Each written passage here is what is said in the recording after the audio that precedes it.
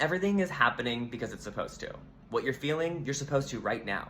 So whatever you're going through, that's supposed to happen. Whatever you went through was supposed to happen. If it wasn't supposed to happen, it would not be happening. It happened, it is happening, period. That is the truth. Any other narration you have is of your own making. So this is where we oppose reality, because the ego, individual identity, wants to play God. It wants to have control of how its own life is supposed to look. Its own lessons it thinks it's supposed to learn and not learn. It wants to remain in the confines of its own comforts, of its own attachments, of its own belief systems. And then reality, we didn't create ourselves, right, is going to go along with what we're supposed to learn in this lifetime, what we're supposed to navigate and evolve from or into. And so by opposing reality and feeling like a victim to it, this is where you actually aren't moving past, right? Because if you can be neutral and accept reality and start to see it for what it's trying to teach you and work with yourself of, okay, what is this showing me? What belief systems do I have, right? Be introspective, try to connect the dots, be accountable for that you are co-creator in this universe with God, right?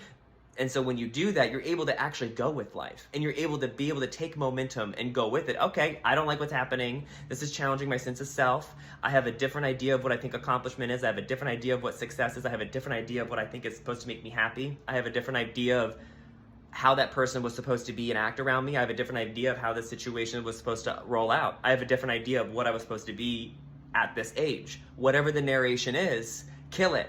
Because that's preventing you from actually stepping into and creating your ideal life.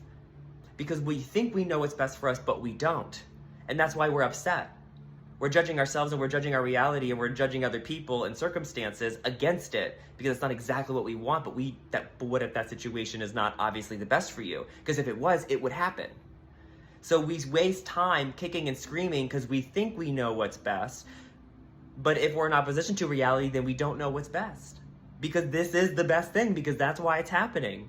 So we have to learn to curb and forgive all of our opposing evaluations so we can accept it. And with a neutral mind, right, with a forgiven mind, when you're accepting reality, you're neutral and you have forgiven what you think it's supposed to be. Now you can see for what it is.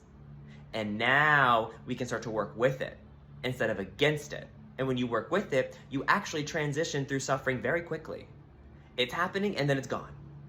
Sometimes within the same day. You don't always have the answer, don't always have an understanding in real time. That's also the ego.